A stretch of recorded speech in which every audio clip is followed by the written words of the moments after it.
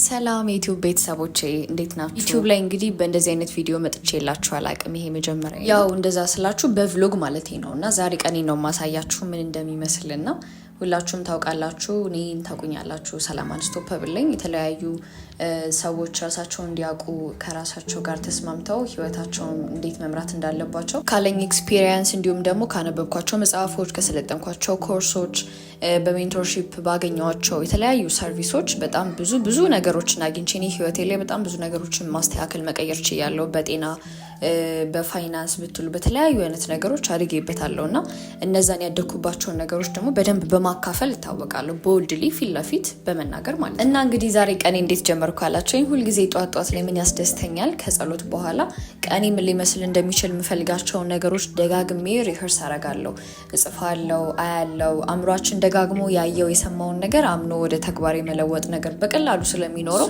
እሱን ነገር ከበፊትም ጀምሮ በደንብ የተካንኩት ነገር ስለሆነ አሁንም በደንብ እያስቀጠልኩት እገኛለሁ። እሱን አድርጌ ጨርሼ እንግዲህ ጠዋቴን እንደዚህ ካሳለፍኩኝ እስከ ግማሽ ቀን ድረስ ሳየው ታይሜን ግማሽ ቀን ድረስ ቤት ነው መሆነው። ቤት ውስጥ የምሰራቸው ስራዎች አሉ፣ ማድረግ ያሉብኝ ነገሮች አሉ።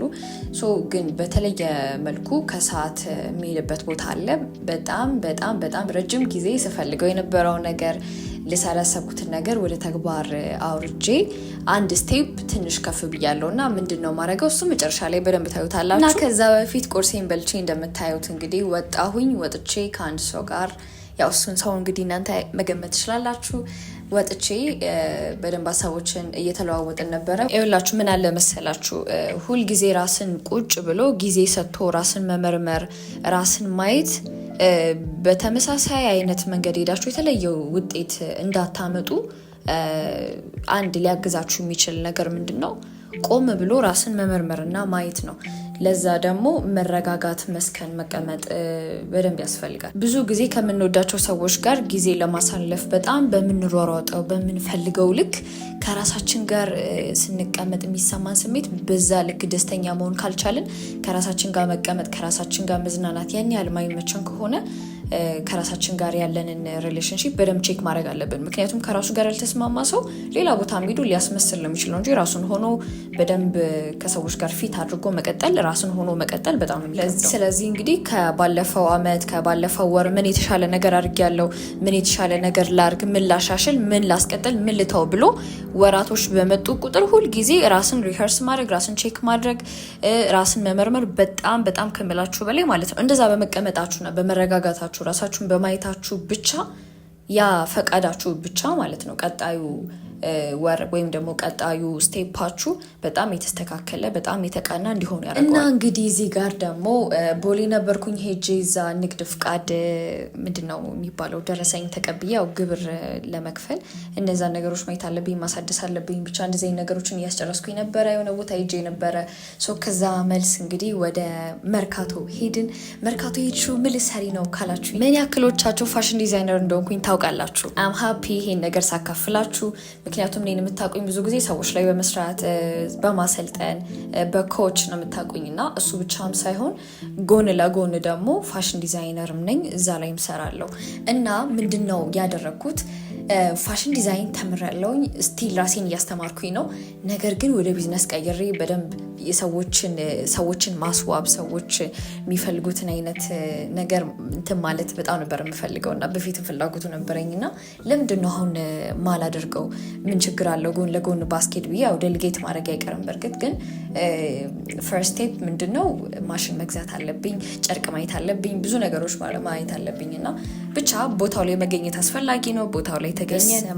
መርካቶ እንደዚህ ድብልቅልቅ ያለ ቦታ እንደሆነ እኔ መች ገብቶኝ ማለት ነው። ብቻ ጥሩ ማሽን ምን አለ ብዬ ቼክ እያረኩኝ አንድ ብዙ አይነት ሬኮመንዴሽኖች አሉ። በእርግጥ ግን ፋይናሊ አንድ ጥሩ የሚባል ቆንጆ ማሽን ገዝተናል። እሱ መጨረሻ ላይ ታዩታላችሁ ምን እንደሆነ። አዲስ ማሽን ነው። ስንት ብር አውጥቼ እንደገዛውኝ እነግራችኋለሁ። ብቻ ከዛ በኋላ ደግሞ የተለያዩ ጨርቆችን እያየውኝ ነበረ። ለምን አይነት ልብስ ምን አይነት ጨርቅ ይሆናል፣ ኳሊቲ ጨርቆችን፣ ሲንቴቲክ የሆኑ ጨርቆችን እያየው ነበረ። ብቻ ፋይናሊ ገዛዝቼ የተለያዩ ያው ከማሽን ጋር ብዙ ተያይዘው የሚገዙ ነገሮች አሉ፣ ሌሎችም ወጪዎች አሉ። አንድ ላይ ጨርሼ እንግዲህ አስጭነን ወደ ቤታችን እየሄድን ነው። ከዛ እንግዲህ ቤታችን ገባን። እዚህ ጋር እንደምታዩት ይሄ ካርቶን ምን ይዟል ካላችሁኝ ይሄንን ማሽን ይዟል። ምንድነው የዚህ ማሽን ብራንዱ ምንድነው ስሙ አላችሁኝ? እንግዲህ ከብዙ ሪኮመንዴሽን እና ከብዙ ሰርች በኋላ አሪፍ ነው ብዬ ሪኮመንድ ተደርጌ አይቼ መርምሬ የገዛሁት ማሽን ምንድነው ካላችሁኝ ልንገራችሁ።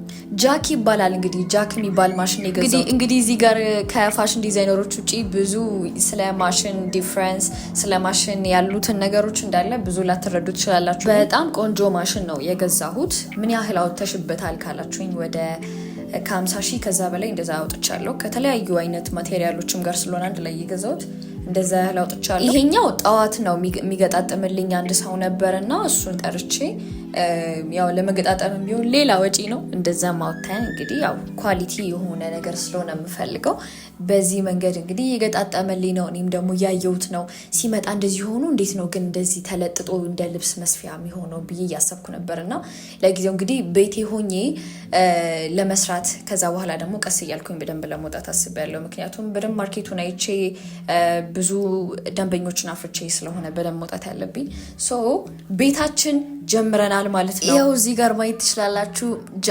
ጃክ ነው የገዛሁት። ኦ ማይ ጋድ ማይ ቢዩቲፉል ማሽን። ምንም ነገር ፈልጋችሁ ማለት ነው በጣም ከፐርፌክሽን ሳይሆን መጀመር ያለብን በጣም ነገሮች ፐርፌክት እስኪሆኑ እስኪስተካከሉ ምናምን ነገር መሆን የለበት። ሀሳቡ መጣ አይደለ? ስለዚህ በትንሹ ምን ማድረግ እችላለሁ፣ ከምን መጀመር እችላለሁ የሚለውን ነገር ያንን ትኩስ ሀሳብ ይዞ እዛ ነገር ላይ አፕላይ ማድረግ ቀጣዩን ስቴፕ በደንብ ፈጣሪ ጋይድ ያደርገናል ሁላችንንም። እና እኔ አንድ እንግዲህ የመጀመሪያ ስቴፕ ምንድነው ማሽን ገዝቶ ቤት ውስጥ መስራት ነው። ስለዚህ ኔክስቱን ደግሞ እግዚአብሔር ያሳየኛል፣ ይመራኛል። እና ምን ያክሎቻችሁ ናችሁ እንደዚህ ብዙ ፍላጎት ኖሯችሁ ሌሎችም ብዙ ነገሮችን መስራት እየፈለጋችሁ ግን በጣም ፐርፌክት ከመሆን ጋር በጣም በቃ ሁሉም ነገር የተስተካከለ ቆንጆ በሚመስል መልኩ ለመስራት እያላችሁ እያራዘማችሁ አሁን ላይ ከማራዘማችሁ ብዛት የተነሳ ማለት ነው ለመስራት ራሱን ተነሳሽነት የላችሁም፣ ደክማችኋል። ለምን እዛ ትኩስ ሀሳብ ላይ ወዲያውኑ ተግባር ላይ ስላልገባችሁ። እና አዳዲስ ፕሮዳክቶችን እንግዲህ ያመጣላችኋለሁ። እና ደግሞ ዩቲዩብ ቻናሌን ሰብስክራይብ ማድረግ እንዳትረሱ። ቪዲዮም ከተመቻችሁ ደግሞ ላይክ፣ ሰብስክራይብ፣ ሼር ማድረግ እንዳትረሱ። መልካም ጊዜ